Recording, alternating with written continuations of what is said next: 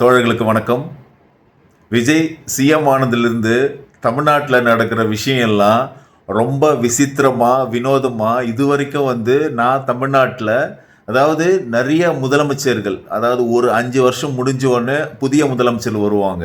ஜெயலலிதா, கலைஞர், ஸ்டாலின், எடப்பாடி பழனிசாமி, இப்படி முதல் ஒரு 1 மந்த்து ஒரு சில சேஞ்சஸ் எல்லாம் கொண்டு வருவாங்க. இங்கே ஆந்திராவில் கூட ஒரு 7 வருஷத்துக்கு முன்னாடி ஜெகன்மோகன் ரெட்டி முதலமைச்சர் வந்தப்போ ரொம்ப பரபரப்பாக நிறைய ஆம்புலன்ஸ் எல்லாம் விட்டு நிறைய ஸ்கூல்ஸ் சிஸ்டம்தெல்லாம் மாற்றினார். ஏதோ ஒரு நியூஸில் சொல்லிட்டு இருப்பாங்க. அப்போ நான் சென்னையில் தான் இருந்தேன். அப்போது இந்த மாதிரி வரணும்பா, ஒரு யங்கு முதலமைச்சர் சிஎம் வந்திருக்கிறாரு, நிறைய மாற்றங்கள் பண்ணியிருக்கிறாரு அப்படின்னு சொல்லுவாங்க. அப்போது தமிழ்நாட்டில் கலைஞர் அப்போ கலைஞர் டிவி எல்லாம் கொடுத்து ஒரு பெரிய புரட்சி மாதிரி இருந்துச்சு. அப்போல்லாம் டிவி கொடுக்குறப்போ 1 ரூபாயில் அரிசி, இப்படி பல விஷயங்கள் நடக்கும். ஆனால் இன்றைக்கி விஜய் முதலமைச்சர் ஆனதுக்கு அப்புறம் ஆகிறதுக்கு முன்னாடியே பல விஷயங்கள் நடந்தது. நரேட்டிவ் செட்டிங்ஸ், பல விஷயங்கள் தமிழ்நாட்டில் நடந்துகிட்ருக்கு, பல மோசமான சம்பவங்கள் நடந்தது அப்படின்னு ஒரு narrative setting fake narrative setting எல்லாம் பண்ணிகிட்டு இருந்தாங்க. பண்ணிட்டு தான் 2K கிட்ஸு, ஜென்சி இவங்கெல்லாமே ஒரு மைண்டை மேனிகுலேட் பண்ணாங்க. மேனிகுலேட் பண்ணி தான் தமிழ்நாட்டில் மிக மோசமான ஆட்சி நடக்குது அப்படின்ற மாதிரி கிரியேட் பண்ணிவிட்டு ஃபேக் ஐடிஸு இந்த மாதிரி பல விஷயங்கள் இன்ஸ்டாகிராமில் பண்ணதான் இப்போல்லாம் தகவல் வந்துட்டுருக்கு. சரி, அதெல்லாம் ப்ரீ எலெக்ஷனு, போஸ்ட் எலெக்ஷனில் ஆரம்பத்திலேருந்தே பித்தலாட்டமாக தான் இருக்குது. போஸ்ட் எலெக்ஷனில் பல விஷயங்கள் நடந்துட்டு இருக்கு. அவருடைய இமேஜை காப்பாற்றுறதுக்காக பல விஷயங்கள், அவர் போதைப் பொருளெல்லாம் ஒரு இடத்துல வச்சு எரிக்கிறதா பழைய வீடியோ, அது டிஎம்கே ஆட்சியில் பண்ணதை, அந்த வீடியோவை நரேட்டிவ் செட் பண்ணிட்டு இருக்காங்க. அதுக்கப்புறம் தலித்துகளை அவர் புது தொகுதியில் நிற்க வச்சு நிறைய பேர் எம்எல்ஏ ஆக்கிட்டாங்க அப்படின்ற மாதிரி ஒரு ஃபேக் நரேட்டிவ் செட்டிங்கில் ஒன்று ஓடிட்டு இருக்கு. அது எல்லாமே ப்ரூவ் பண்ணிட்டாங்க, அந்த மாதிரிலாம் எதுவும் நடக்கலை அப்படின்னு. அப்போது அந்த டைம் ஒரு 2 நாள் 3 நாள் அந்த இமேஜை டெவலப் பண்ணுற அளவுக்கு ஏதோ ஒன்று நரேட்டிவ் செட்டிங் பண்ணிகிட்டே இருக்கிறாங்க.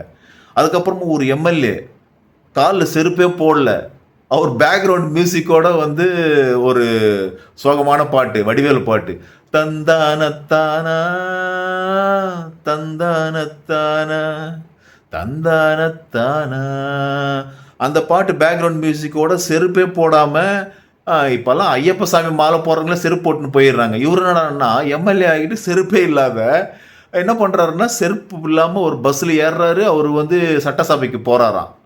ஆனால் அவர் எலெக்ஷனுக்கு முன்னாடி அவர் அந்த அஃபிடபிள் ஃபைல் பண்ணுறாங்க இல்லையா, நம்ம சொத்தெல்லாம் கணக்காட்டுறாங்க இல்லையா, அதில் பார்த்தா பல கோடிக்கு அதிபராக இருக்கிறாரு. காரில் இறங்கி எலெக்ஷன் கேம்பெயினில் பண்ணியிருக்கிறாரு. இதை ஒரு 2 நாளாக எனக்கு தெரிஞ்சவங்க கூட ஷேர் பண்ணிட்டு இருக்கிறாங்க. பாரு அப்பா, இவ்வளோ எளிமையான ஒரு எம்எல்ஏ அப்படின்ற. அதுக்கப்புறமா ஒரு டி நகரில் ஒரு பாட்டி, அவங்க 40 வருஷமாக நான் போராடிட்டு இருந்தேன், ஒரே நாளில் எலெக்ஷனில் இப்போது சிஎம் விஜய் வந்த பிறகு அந்த கடையை மூடிட்டாரு, டாஸ்மாகை மூடிட்டாரு. ஆனால் அது இன்னும் இயங்கிட்டு இருக்கு. இப்படி பல விஷயத்தில் நரேட்டிவ் செட்டிங் பண்ணிட்டு ஆட்சியை ஓட்டிட்டு இருக்கானுங்க.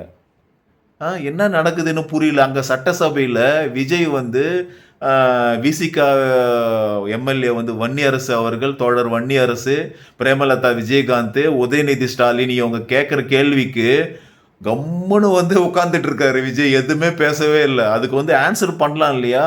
அவங்க கேட்குற கேள்விக்கு அவங்க ரொம்ப ஊமை குத்திட்டு இருக்காங்க.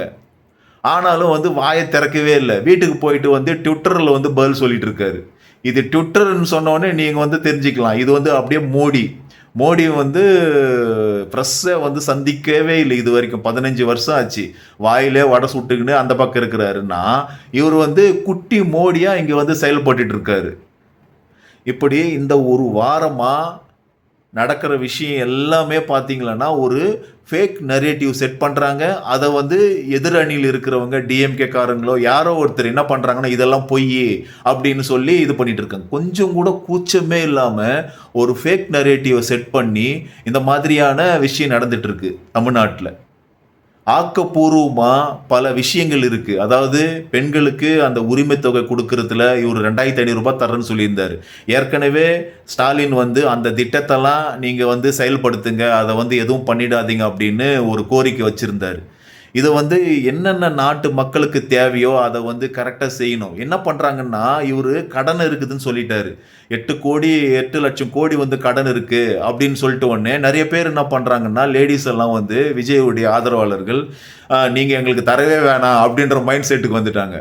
இது செம்ம காமெடி. இது கஜானா காலி ஆயிடுச்சு, எதுவுமே இல்லை அப்படின்னு சொல்லி மக்களை வந்து திசை திருப்பி ஒரு போலியான அனுதாபத்தை பெற்றுட்டு இருக்காரு. ஆக்கப்பூர்வமாக ஒரு நாட்டில் வந்து எல்லா மக்களுக்கும் சொன்ன வாக்குறுதியை வந்து நிறைவேற்றுறதுக்கு வழி இல்லாமல் இந்த மாதிரியான ஒரு ஃபேக் நரேட்டிவ் செட் பண்ணி இந்த ஆட்சி போயிட்டு இருக்கு.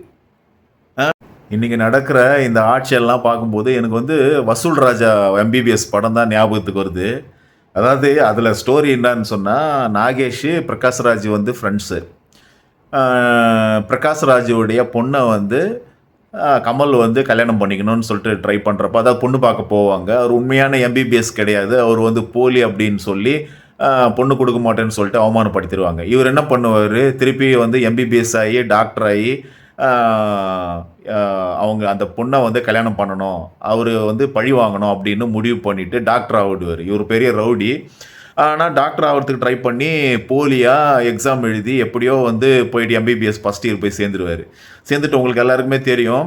அப்போது ஒரு டாக்டரால், ஒரு போலி டாக்டரால் என்னென்ன பண்ண முடியும், அந்த மாதிரி பித்தாலாட்டத்தெல்லாம் பண்ணி ஏதோ பண்ணி லாஸ்ட்டில் கிளைமேக்ஸில் வந்து பிரகாஷ்ராஜ்கிட்ட வந்து மாமு நான் தோத்துட்டேன் மாமு, எல்லோரும் முன்னாடி என்னை அழ வச்சுட்டேன் அப்படின்னு சொல்கிற மாதிரி சொல்லுவார். அந்த படத்தில் வர மாதிரி ஒரு போலியான ஒரு முதலமைச்சராக உட்கார வச்சுட்டாங்களோ அப்படின்னு எனக்கு தெரியுது. இப்போ எதுக்காக சொல்கிறேன்னா, நார்மலாகவே எல்லா ஸ்டேட்லேயும் ஆரம்ப ஸ்டேஜில் பல மாற்றங்களை செய்யணும், மக்களை வந்து நம்பி வந்திருக்கிறாங்க அப்படின்னு செய்வாங்க.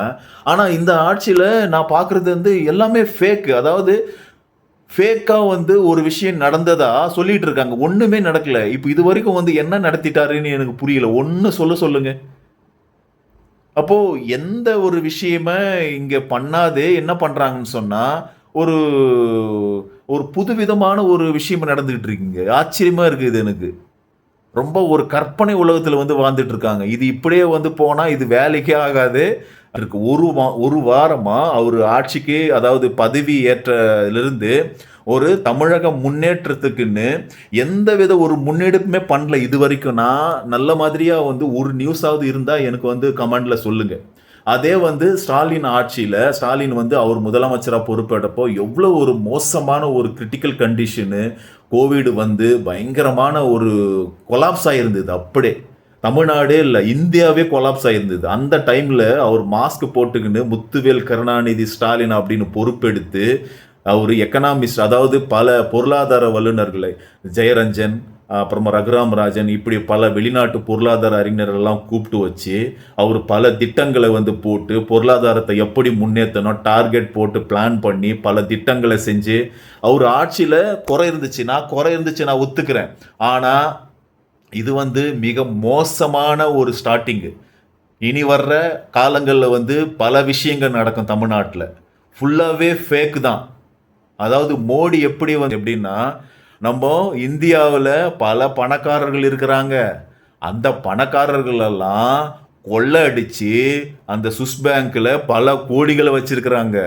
அந்த பணம்லாம் மீட்டு கொண்டு வந்தால் எல்லாருக்கும் 14 லட்சம் போடுற அளவுக்கு அங்கே பணம் இருக்குது அப்படின்னு சொன்னாங்கன்னா நினைப்பாங்க, இவர் ஆட்சிக்கு வந்துடுவார், 14 லட்சம் எல்லார் அக்கௌண்ட்லும் போட்டுருவார், அதுக்கப்புறமா நமக்கு வந்து மோடி இந்த மாதிரி தான் வந்து வாயில் வடை சுடுறதா இந்த ஆட்சி நடந்துட்டு இருக்கு. அது வந்து வேற மாதிரியான வடை, இது வந்து ஒரு டிசைனாக இருக்குது இந்த வடைலாம். என்ன மாதிரியான ஒரு ஸ்டார்டிங். இனி தமிழ்நாட்டில் நடக்க போகிற விஷயங்கள்லாம் ரொம்ப கேலியாக, ரொம்ப கிண்டலாக, ரொம்ப நகைப்புக்குரிய விஷயமாக தான் இருக்கும். தொடர்ந்து நீங்கள் கவனித்து பாருங்கள், இது கண்டிப்பாக நடக்கும் அப்படின்னு தான் நான் ப்ரெடிக்ட் பண்ணுறேன். தொடர்ந்து என்னுடைய வீடியோ பாருங்கள், சப்ஸ்கிரைப் பண்ணின்னு பாருங்கள். நன்றி, வணக்கம்.